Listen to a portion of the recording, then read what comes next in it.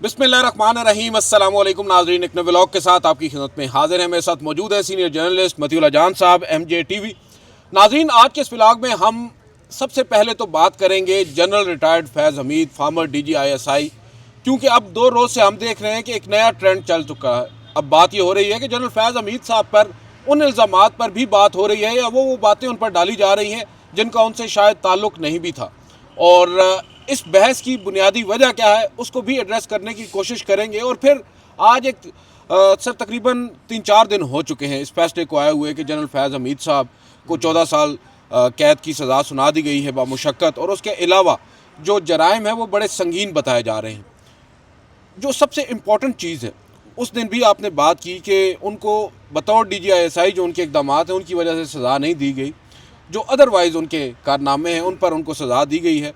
और अब एक नई बहस भी आई है। आज कामरान यूसुफ साहब ने भी बड़ी चंद सत्रों में बड़ी अहम बात लिखी है। वो बड़ी अहम बात यह है कि वो ये कहते हैं, बज़ाहिर ऐसा लगता है कि जनरल फैज़ हमीद साहब को सज़ा मिलने की बुनियादी वजह यह है कि उन्होंने पाकिस्तान तहरीक इंसाफ से मुतालिक जो फ़ौज की पॉलिसी थी उससे इनहराफ़ किया, और फ़ौज की पॉलिसी इमरान खान को बाहर निकालने की थी। बावजूद इसके जनरल फैज़ हमीद साहब उनके साथ कोई नरम गोशा रखते थे या उनके हवाले से उन्होंने कोई वो इक़दामात नहीं किए जो करने चाहिए थे, बल्कि उनको सेफ़ करते रहे, और ये उनकी बुनियादी तौर पर सज़ा है।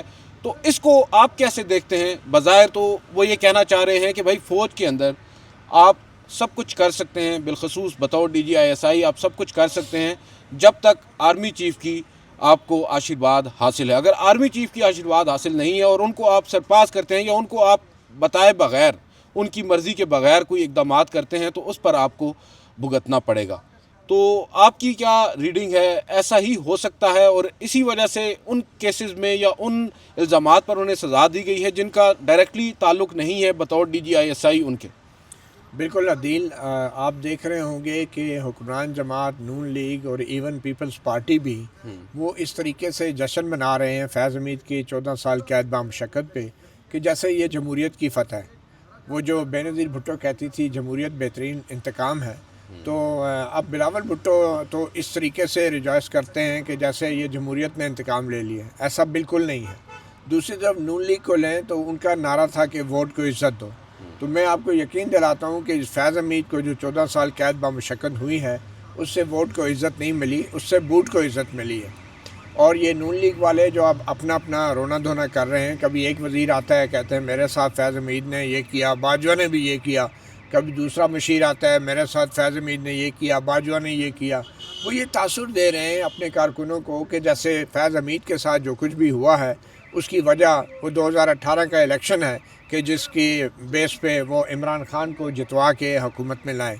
ऐसा कुछ नहीं है, और इसमें कोई शक नहीं कि फैज़ हमीद के जराइम जो हैं वो उन इल्ज़ामात से बहुत बड़े और संगीन हैं जो इल्ज़ामात की बुनियाद पे उनको 14 साल कैद की सज़ा सुनाई गई है। मसलन जो सज़ा सुनाई गई है उसमें पहला इल्ज़ाम तो ये था कि जी सियासी सरगर्मियों में मुलव्वस होने का इल्ज़ाम था, मगर ये वो सियासी सरगर्मियाँ थी वो जब रिटायर हो चुके थे और रिटायरमेंट के बाद उन्होंने जो राब्ते रखे सियासतदानों से या PTI से।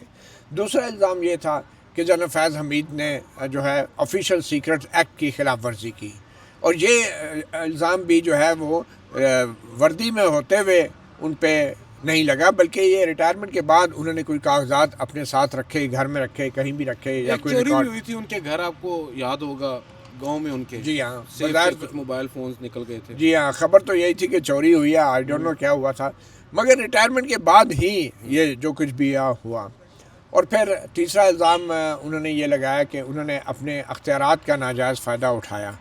अब वो अख्तियारात बतौर DG ISI जो थे वो क्या अख्तियारात थे उसकी कोई तफसीलात हमारे सामने नहीं है, मासिवाय एक चीज़ के कि जो उन्होंने टॉप सिटी नामी एक निजी रिहायशी स्कीम थी उस पर कब्ज़े का उन पर इल्ज़ाम था, जो मामला सुप्रीम कोर्ट में भी आया था।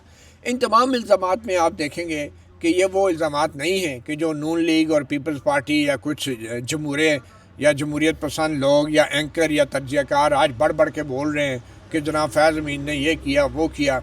ये बिल्कुल वैसे ही है कि जब किसी को सज़ा हो जाती है तो सारे, जब कोई बंदा पकड़ा जाता है मुजरम, तो जो थाने में जितनी भी FIR हैं सारी उस पर डाल देते हैं कि जी चोर पकड़ा गया, इसके खिलाफ 250 मुकदमात थे, और सारी फाइलें बंद हो जाती हैं।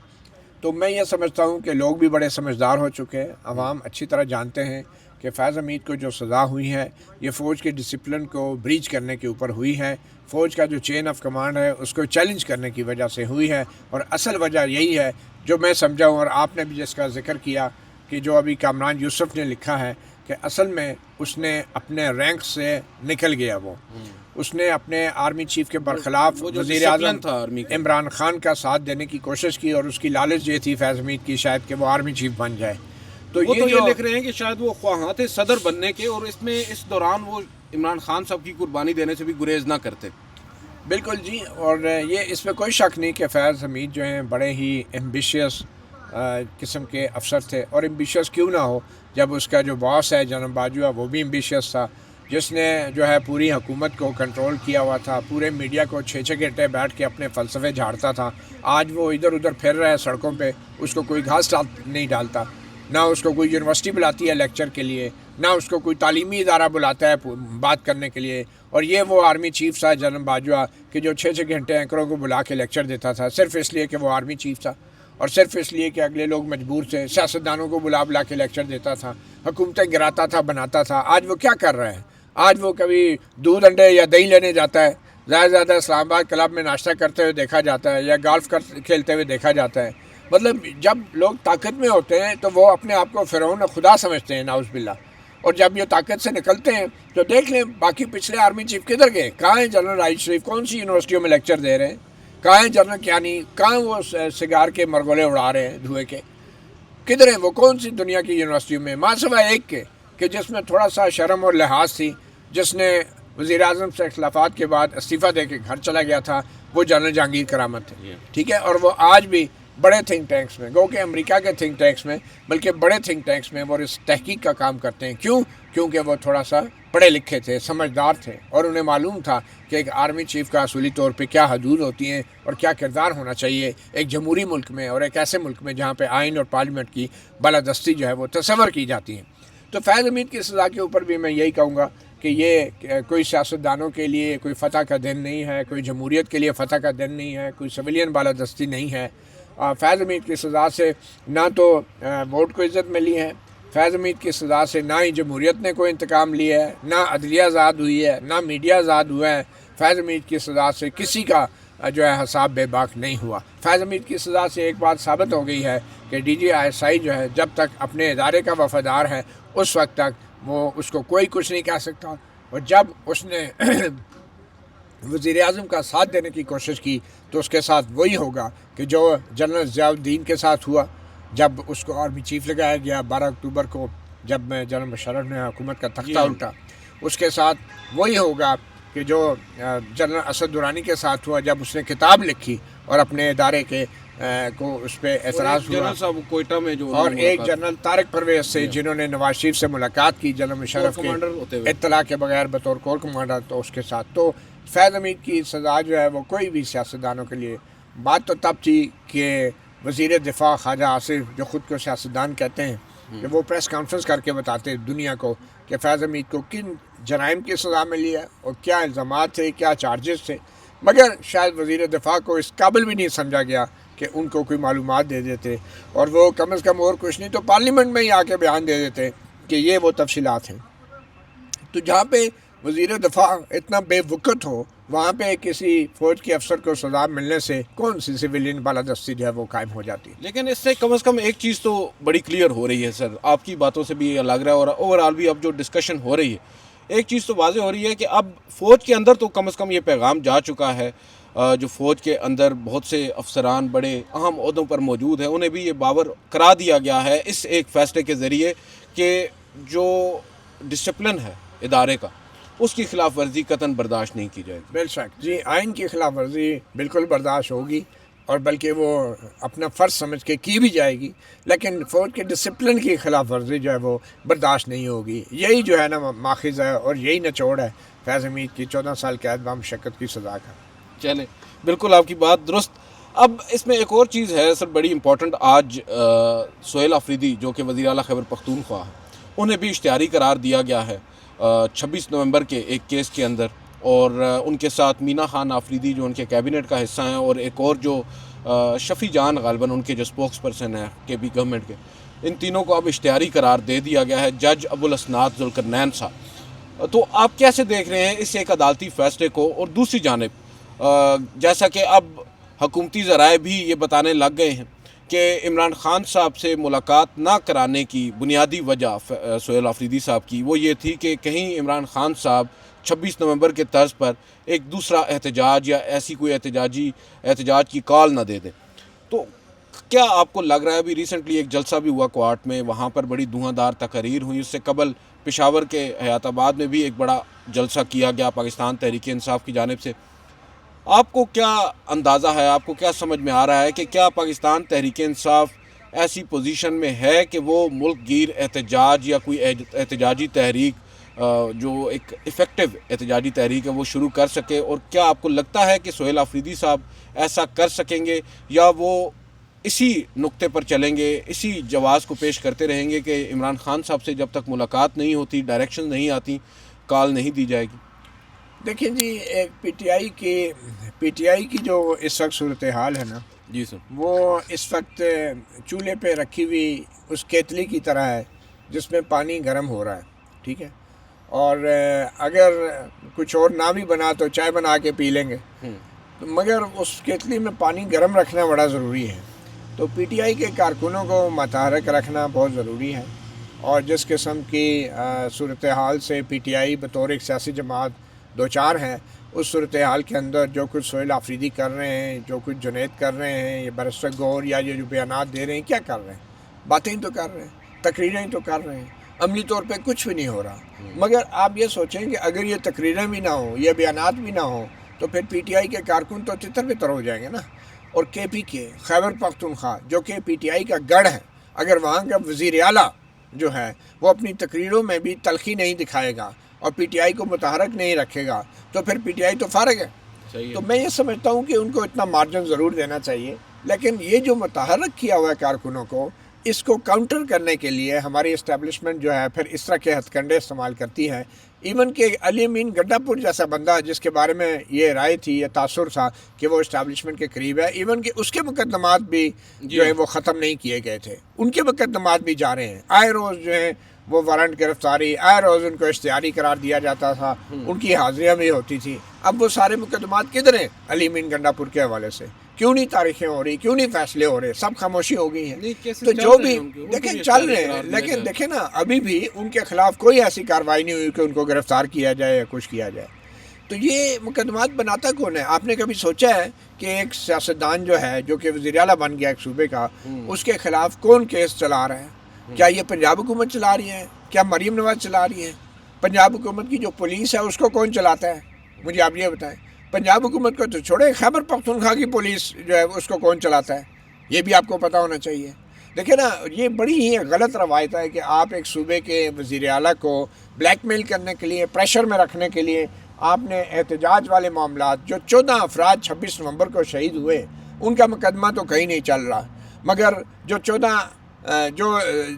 26 نومبر کو جو احتجاج کرنے والے سیاسی کارکن ہیں ان پہ دہشت گردی کے مقدمے چل رہے ہیں. لیکن آپ ایک جانب یہ بات کرتے ہیں، پھر دوسری جانب پاکستان تحریک انصاف کا بھی کردار تو دیکھ لینا. 26 نومبر کے کیس میں 14 لوگوں کی آپ بات کر رہے ہیں، کہاں ہے بیرسٹر گور؟ کیوں کر عدالت میں نہیں جا رہے؟ وہ بھی تو دیکھیں. پاکستان تحریک انصاف کیوں کر وہاں پر متحرک نہیں ہو رہی؟ آپ کی بات بالکل ٹھیک ہے. بیرسٹر گور علی خان نے ایک پرائیویٹ استغاثہ دائر کر رکھا ہے اسلام آباد کی ضلعی عدالت میں، اور وہ آج تک سال سے اوپر ہو گیا ہے وہ وہاں پہ بیان ریکارڈ کرنے کے لیے نہیں گئے. اور ڈیفینیٹلی اس کا جواب بیرسٹر گور علی خان کو دینا چاہیے.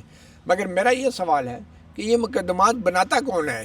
آپ یہ دیکھیں نا، 26 نومبر کو جن سیاستدانوں نے، کارکنوں نے احتجاج کیا، وہ آج بھی تاریخیں بھگت رہے ہیں. اور ہماری عدالتیں ربر سٹیمپ کی طرح استعمال ہوتی ہیں صرف اس لیے کہ تاریخ پہ بلا لو، حاضری لگا لو. عدالت کے اندر لوگ ایسے کھڑے ہوتے ہیں جیسے ریلوے کا ٹکٹ خریدنے کے لیے آئے ہوئے، لائنیں لگا کے کھڑے ہوتے ہیں. ان کی حاضری لگاتا ہے جج اور پھر کہتا ہے اگلی تاریخ 2 ہفتے بعد. مطلب ان کو صرف تھانوں میں جیسے حاضریاں نہیں ہوتی ہے، وہ جو شیڈول 4 کے بستہ بے کے بدماشوں کو کہا جاتا ہے کہ آپ نے ہر ہفتے جو ہے ادھر حاضری لگانی ہے، اس طرح کی اب ہماری عدالتوں کا یہ حال ہو گیا ہے کہ وہ بھی اب تھانے والی حاضریاں لگا رہی ہے ملزموں کی، اور کوئی کارروائی، کوئی دلائل، کوئی آرگومنٹ جو ہے وہ آگے نہیں بڑھتے. کوئی فیصلہ نہیں آتا، کوئی ایسا فیصلہ نہیں آتا جس کے خلاف اپیلیں ہوں. اور جو اپیلیں ہوتی ہیں وہ چیف جسٹس ڈوگر صاحب بیٹھے ہوئے ادھر اسلام آباد ہائی کورٹ میں، وہ اپیلیں لگتی نہیں ہیں سماعت کے لیے ان فیصلوں کے خلاف.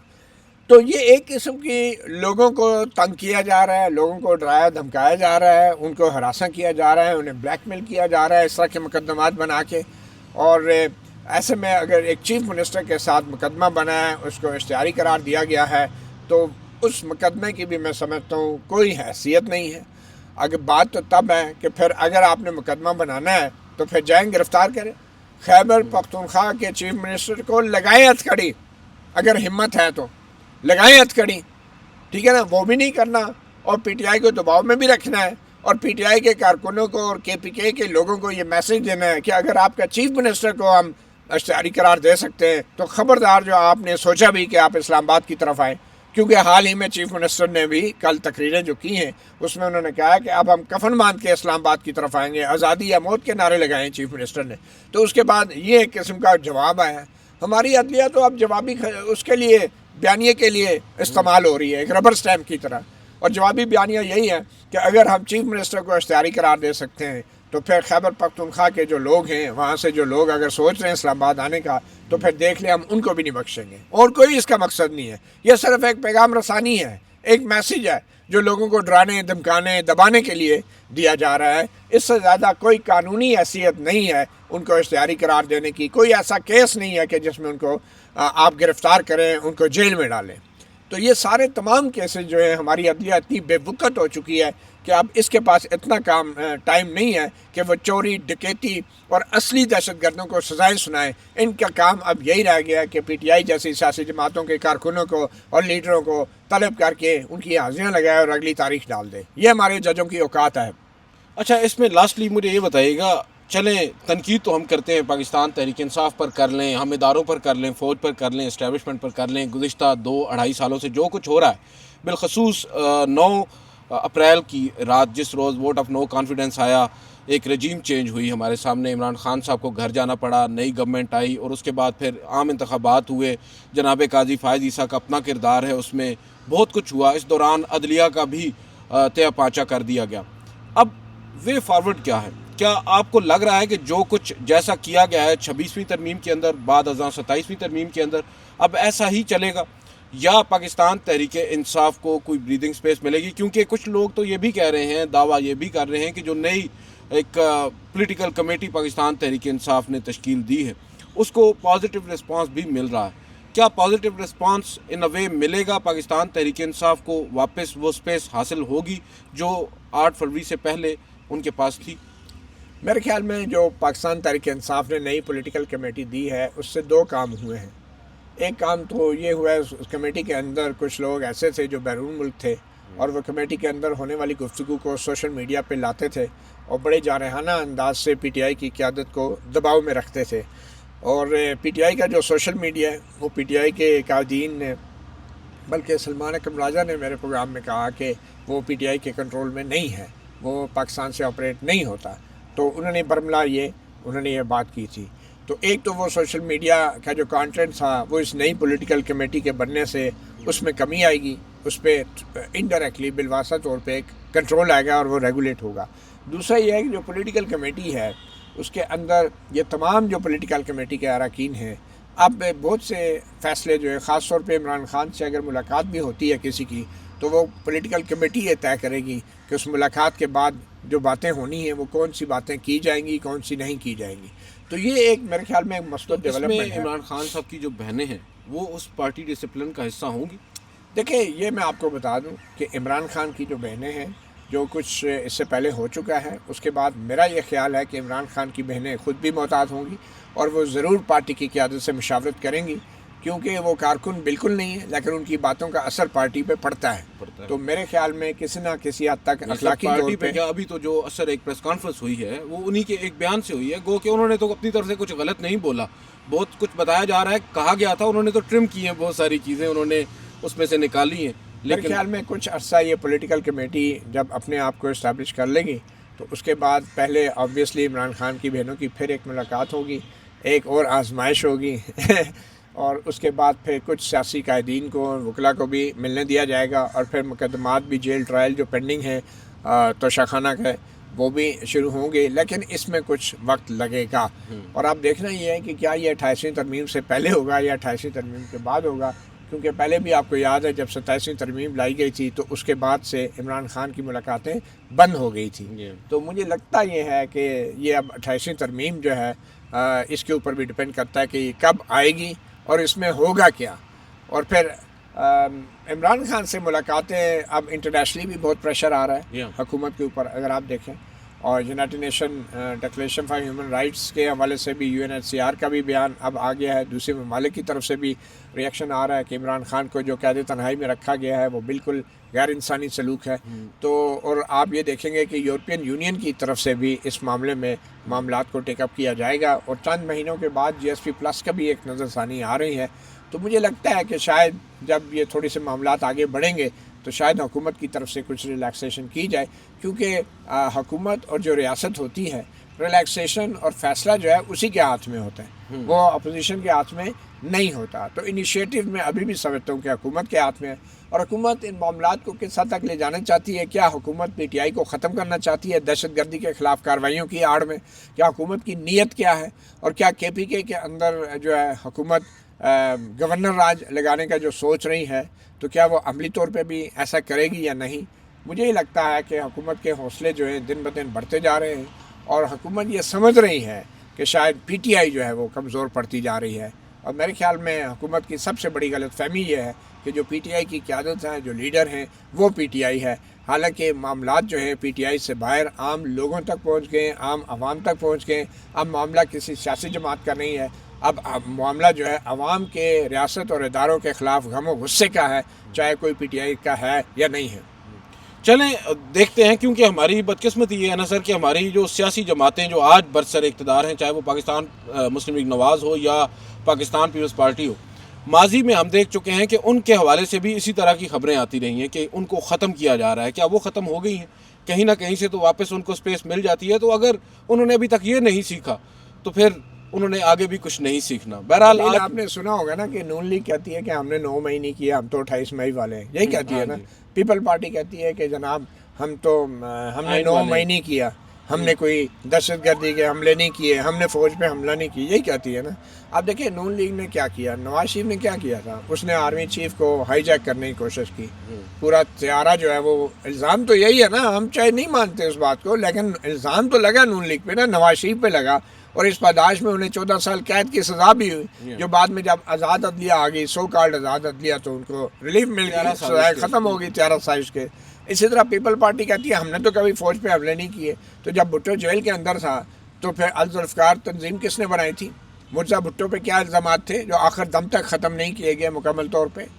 تو یہ الزامات تو ساروں کو لگتے رہے, لیکن اب یہ پیپل پارٹی اور نون لیگ ایسے وہ صاف شفاف اپنے آپ کو پیش کرتی ہیں کہ جیسے ان سے بڑا کوئی محب وطن ہے ہی نہیں. ٹھیک ہے نا. اب نون لیگ کے نے سپریم کورٹ پہ بھی حملہ کیا. تو بہرحال یہ میں سمجھتا ہوں کہ یہ سیاسی منافقت ہے, اور اس وقت جو کچھ بھی عمران خان کے ساتھ ہو رہا ہے, ان سارے لیڈروں میں فرق یہ ہے کہ عمران خان نے ابھی تک کوئی ڈیل نہیں کی.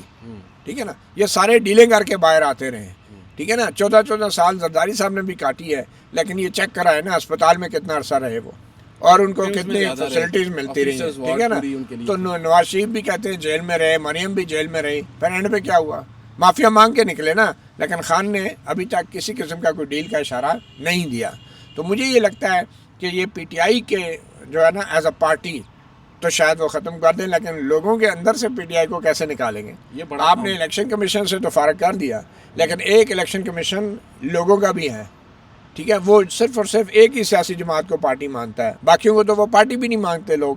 بالکل صحیح. تو میرا یہ خیال ہے کہ اس طرح کے ہتھ کنڈوں سے آپ پارٹی کو ختم نہیں کر سکتے.